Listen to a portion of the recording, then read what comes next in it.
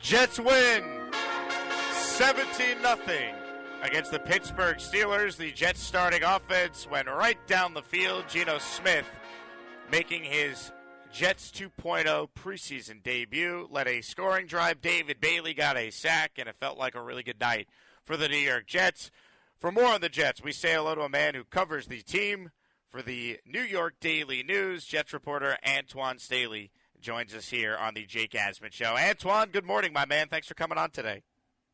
Hey, how you doing?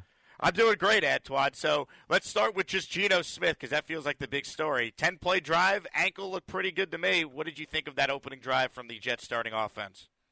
I thought it was encouraging. I mean, he hit 6 different receivers on that drive. Had an accidental pass deflect to Dylan Parham. I mean, that was unfortunate, but at least it wasn't an incompletion. But I thought overall, like, the Jets offense moved the ball really well, and I thought that was the best Geno has looked all summer. I mean, he's really had an up and down training camp.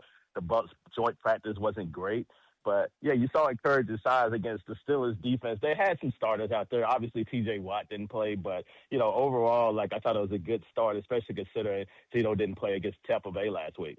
What stood out to you about just the way Frank Reich kind of found a rhythm there with these starters and just the way Geno was able to orchestrate that drive?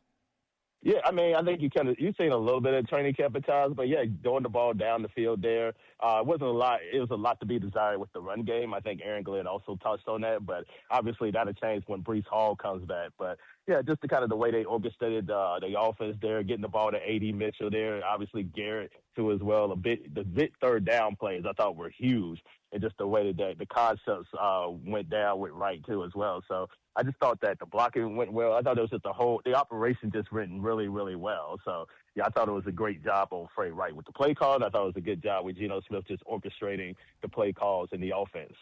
Jelani Woods ends up catching the touchdown. I know Kenyon Sadiq has been out with an injury, but it feels like, Antwan, Jelani Woods going to play a real role on this team. Your thoughts on what he could maybe provide to that tight end room that already had a second-round pick in Mason Taylor, and obviously I mentioned Sadiq, who was the 16th pick in the draft this past year.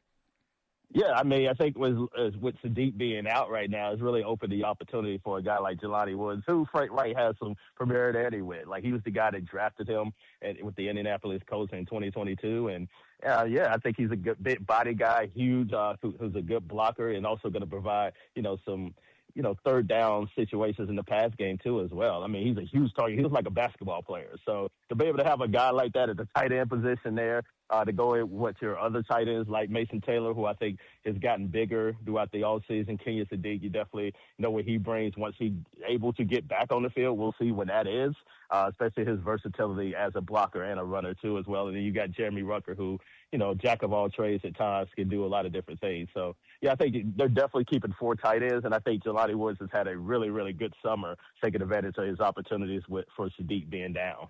Antwan Staley covers the Jets for the New York Daily News, is our guest here on 880 ESPN New York. How about David Bailey, Antwan? First career sack. He's continued to look the part of the number 2 pick. What have you made of Bailey last night and just getting a chance to watch him up close throughout all the practices and camp this summer? I thought he'd been the best defensive player they had, this year. I mean, this summer, to be quite honest with you. I mean, I don't think that's far-fetched to say that. I mean, he frustrated Tampa Bay during the joint practices, both of them. And obviously the Jets offensive line has been a real menace to him throughout the summer. I mean, I think there's been a lot of talk about him as far as his run defense there coming into the league, but I think he's been solid, creating havoc in the backfield, in addition to getting pressure on quarterbacks. So I definitely think he's going to be an early candidate for NFL Defensive Rookie of the Year. He's that good. And, when you see guys, especially when they first come into the league, you kind of wonder, how long it's going to take them to kind of gel and get things together. Nah, David, you could just let him go day one, and I think he's going to be a perennial, at least an 8-sack guy to start out with this year. I think he's that good. Could you believe the Jet defense actually had this thing called an interception? Actually had 2 of them, Antwan? 2.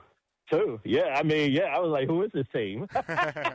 We hadn't seen an interception at all since last preseason when they registered one against the Eagles. So to be able to have that, I think that also like a big boost to the secondary because all they've heard like for the last year is, you can't bring out an interception. Like they had 4 turnovers all the last year in general. So to be able to do that again, like against Will Howard, I know, but it's still like encouraging signs like you see from the defense, and especially Andre Cisco, who's had a really rough camp, especially his battle with Dane Belton for that starting safety job opposite Minka Fitzpatrick. Yeah, what's your take on the starting safety job? We know Minka's going to be one of them, but the Jets started Dane Belton last night after Andre Cisco started against Tampa last week. Belton, I thought, played well, but Cisco's the one who got the interception. Your thoughts on what it all means now for that starting safety battle for the Jets? I think all 3 are going to play at some point. It's just a matter of kind of what that looks like there. But Belton has been the better safety this year as far in terms of practices. So, yeah, I think he should be the starter there. Obviously, Belton coming off a really good year for the Giants, which kind of begs you to wonder, like, why didn't they decide to keep him, especially considering he was trending. It seemed like he's trending up in his career. He's still really young where he could turn out to be a really good player to contribute as a starter. So, yeah, I liked everything that I see. The man is just always around the football. He's making plays there, deflecting passes, also, got a few interceptions in practice too as well. So, yeah, I think he should be the starter, but Andre Cisco is also going to play as well. So I expect all 3 of those guys to get playing time early on in the season. Let's talk about the backup quarterback now. So Cade Klubnik has now gotten some first-team reps in practice. He played a lot last night in the second preseason game after Geno and the starters went down the field for that opening drive. How would you assess what you saw from Klubnik last night and just his current status as far as winning the backup quarterback job behind Geno Smith? I don't think it was as good as crisp as it was against the Bucks, although he was out there a little bit longer, which you needed to see that too. And having him come back out there in the third quarter, I didn't necessarily mind that because they were having trouble moving the football consistently there. The Steelers were getting pressure on them. Like, obviously, so they had to throw the ball away a few times. Isaiah Williams had a few blunders too as well. So, all in all, it wasn't necessarily a great night for him. I think it's going to come down really basically how he plays against the Giants because I'm not necessarily sure Geno's or even the starters for that matter is going to play in that game. And if they do, I don't imagine it'll be very long. So you're going to see a lot of Klubnik, a lot of obviously Bailey Zappi, Brady Cook too as well. And that's going to really determine if he should be the backup quarterback. I think the Jets feel comfortable with him if he were to have to play early on in the season. God forbid something would have happened to Geno Smith. But I think they should also consider, also getting a veteran just behind him because, obviously Aaron Glenn is trying to save his job. I mean, you definitely don't want to go 3-14 once again. And, again, if something were to happen to Geno, you need to have an established veteran who can win you a game or two if need be. I think that's 1,000% spot on. We're talking with Antwan Staley. He covers the Jets for the New York Daily News right here on 880 ESPN New York. Jake Asman with you until noon. Antwan, I noticed last night that Omar Cooper Jr. started at wide receiver next to A.D. Mitchell and Garrett Wilson in the starting 11 for the Jets. Now, last week, Isaiah Williams got the start and Cooper was coming in with the second team. What have you made of just the back and forth between Isaiah Williams and Omar Cooper Jr.? Because I know there's a lot of Jet fans wondering, wait a second, Isaiah Williams was getting playing time over a first-round pick that we made. So just give us the breakdown of what you've seen from both guys this summer.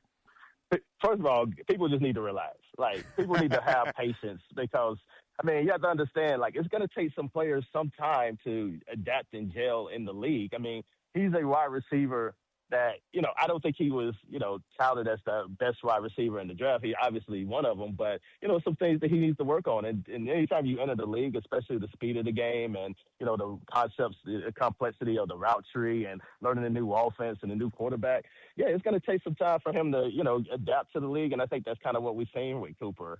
He's made some plays throughout the course of training camp. Obviously not enough of them. That's why you had Isaiah Williams shining the way that he has. He's had a really good summer.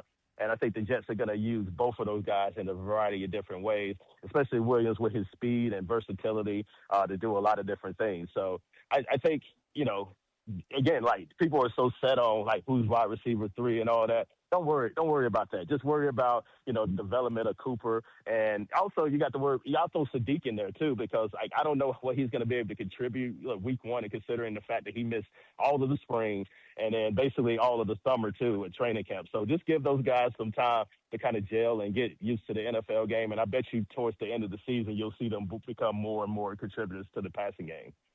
Antwan Staley, our guest. Couple quick hitters for you, Antwan, then we'll let you run. As roster cuts now get closer, give us a couple guys you think have helped themselves the most this summer, and is there anyone that Jet fans might be surprised to see on the roster bubble? I mean, I think it's pretty much set. I think we pretty much know who the guys are going to be as far as on the Jets roster. I mean, it's not going to be really any major surprises there. Like, I'll throw some guys out there, like as far as the rookies. I think Darryl Jackson Jr. is going to be a big contributor to the defense this year. I think, especially with Sweat being out for the amount of time that he was, like, I think he's going to really, get a lot of snaps too as well.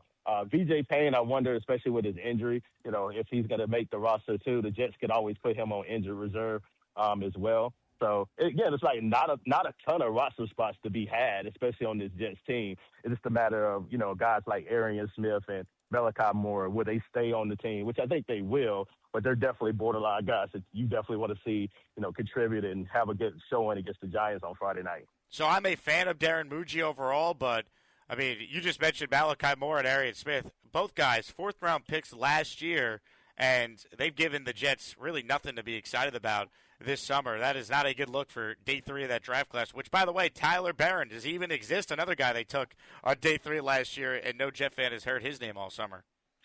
Yeah, I mean, we knew what Arian Smith kind of was coming into the league, a guy that, suffered a lot of drops at Georgia, and obviously that's continued in the NFL too as well. You thought that, getting with the Jets and into the league, he would be, a little bit crisper and, that would improve. And obviously that has not been the case too as well. And obviously when you have a guy like him and, the crowded wide receiver room that it is, like, yeah, I think he does bring you some special teams value, but depending on who's still out there, free agency after final cuts, maybe you take a look and bring in somebody else that can, be a better contributor there. But yeah, I mean, Darren Moody, like, you're not going to hit 100% on your picks, but yeah, you definitely want to, find those 4th, 5th round gems that, could be potential starters or even, decent backups. And, it's definitely a big miss, at least early on, for Darren Moody, who I think has done a really good job, to be quite honest with you, in his short time as Jets GM. Antwan, really appreciate you getting up and coming on the show this morning. So thanks so much for a couple minutes. All right, thank you, Jake. Antwan Staley, New York Jets Daily News beat reporter with us there. Good stuff from him. Again, Jets picking up a win. Geno goes 7 for 7, throws it to 5 different pass catchers. We won't count the offensive lineman who caught a pass, but he looked good. And it's nice to see that if you're a fan of the Jets. Quick break. We'll come back. Let's get to some of your calls. We got plenty to discuss today. We'll get into the Yankees. Again, objects in the mirror, a lot closer than they may appear. I'm talking to you, Tampa Bay Rays. Yankees, 5 in a row, 18 games over 500. Rays lose last night. You're feeling good if you're a fan of the New York Yankees. So we'll talk some baseball. The Giants are in action today. We got a lot to do, plus plenty still to get into involving the Jets and the Steelers from last night. Jake Asman with you till noon, right here, 880 ESPN New York. Hey, here's the deal. Just got no chance unless you click on that like button. And you got to make sure you subscribe to the Jake Asman Show. You don't, you can get the f*** out. Now let's go, Asmaniacs. We're built for this shit.